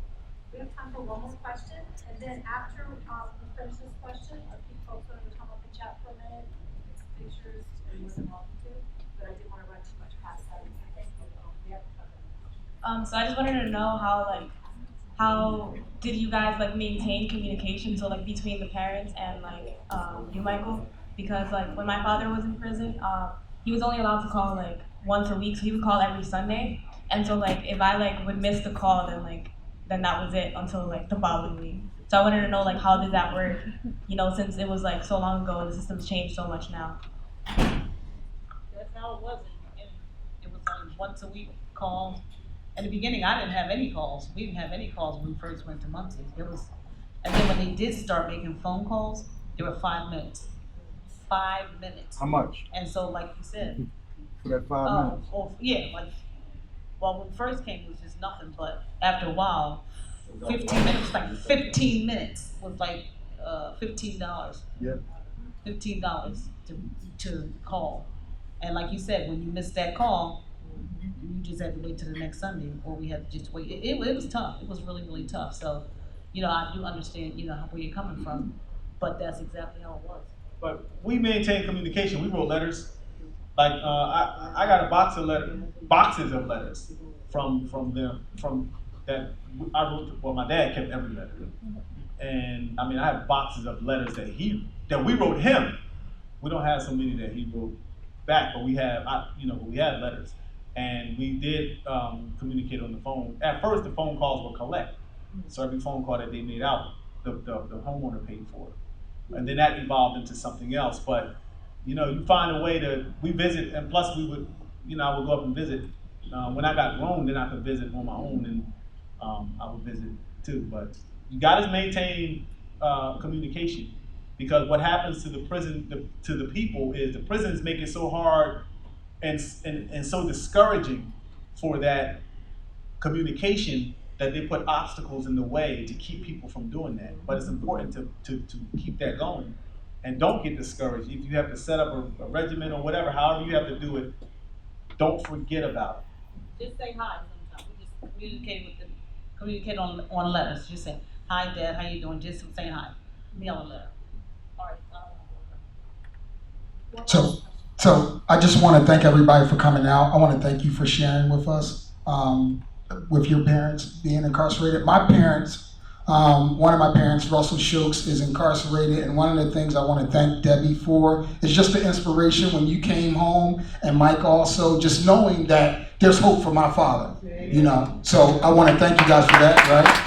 And our campaign is moving forward, and that energy that you guys brought home, so keep that energy going, because other people are looking at you and thinking, oh, if you guys can come home, you two, of all people, can come home, then of course Maroon can come home. No, but yes, so, but the other thing I want to thank you for, Mike, is the salad that you gave to my father.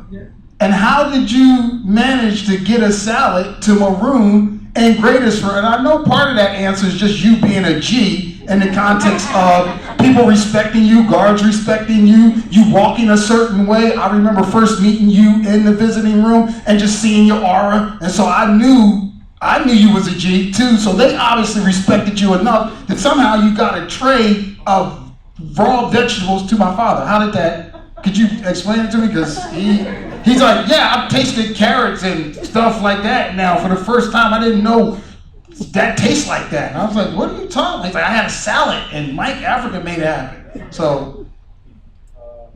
Well, I worked in the kitchen. Yeah, but a lot of people, but it don't happen. It still don't happen. But like you said, you know, I've been there for a while, you know, and I know avenues, man. And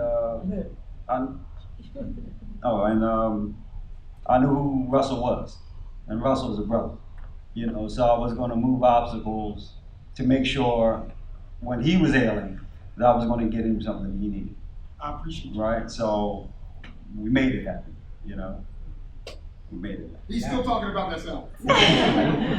I'm glad that you actually made a comment, Russell, at the end, because it gives me an opportunity to let people know. Some of you already know because I see some familiar faces who are in my class. I'm teaching a class for the first time in the sociology department called the Sociology of Children of Incarcerated Parents. I'm going to be repeating it again in the fall. For if you're interested, you're going to be here in the fall, I would love to have you join.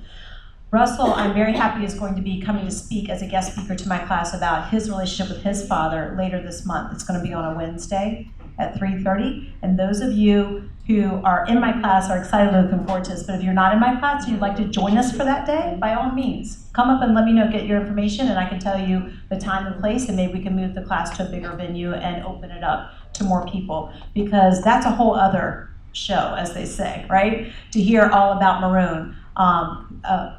Former Black Panther, Black Liberation Army member who has been incarcerated for more than 40 years now. We're going on 44, 45, am I right, Russ? So, as a political prisoner. And his story is a powerful one, and he has vague memories of his father, but I think you were, 6 when you lost your dad to the system, around that age?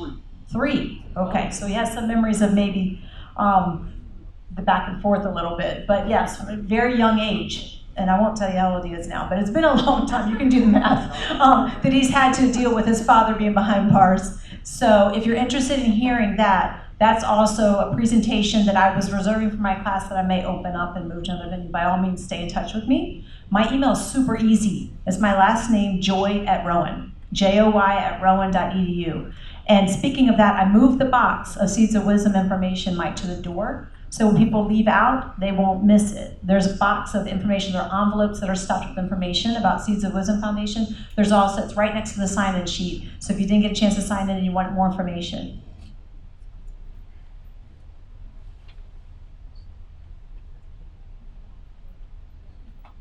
Oh, Yes, and one more time, thank you, Zenobia. I wanted to plug once more, in case you weren't here at the beginning of the presentation, Youth Empowerment Program. We would love to have any students who have been impacted by parental incarceration to come. Our next meeting is this Thursday. This Thursday at 7 o'clock. Are people familiar with the meeting space now in Evergreen, the Interfaith and Spirituality Exploration Center? That's where we're meeting. So if you've been impacted by parental incarceration, we would love to have you join us. At 7 o'clock on Thursday. We meet every other week, and we've got lots of activities in store. So it's a wonderful group. I'm enjoying it beyond words. It's hard to say. But as we close, I just have to say a couple of words. When Mike and I spoke about this presentation, and I asked him for a title, he came back with this title, and I love it. You may have noticed, right, on the flyer, Relentless Hearts. So you got your Valentine's Day present a little bit early this year, because this is a love story beyond words, and it's one, I can hardly say how happy it makes me to see you all here. So without falling, Michelle, you were about to make me cry. If you were, I'm like, don't do it, Michelle. But apparently I didn't need you to do it to start myself. But I am so honored to be here standing next to you all. You've inspired me over the last few decades. Pam has inspired me. I could go on and on with Cindy. People in this room, Raza Khan, all of you, Bob Comey, you've all touched me. And guess what, students? It goes two directions. It's not just we're teaching you, you're teaching me every day. And I get inspired by each and every one of you. Ayana, thank you for coming with PD Green. I don't want to leave anybody out, so I don't want to start or I'll leave people out. But there are faces here that I know and have come to love here, and I see the subtitle of his presentation, Time, Love, and Perseverance. I see a lot of perseverance. I see a lot of resistance in this room. Some new faces, some faces I'm getting to know, and I'm so grateful and so inspired by each of you. Malcolm, I just met yesterday. Thank you for coming. So I could go on and on. Thank you so much, but I'm not. You need to go, right? You might have a class. Please, let me shut up. These are the folks you came for, not me. Alan is back. I'm so happy to see Alan. Oh my gosh. And so many others. Jaleesa had to leave. Jaleesa brought her class, Professor Ivy. Let me stop. Please take time. Let's give them a round of applause. Take time to come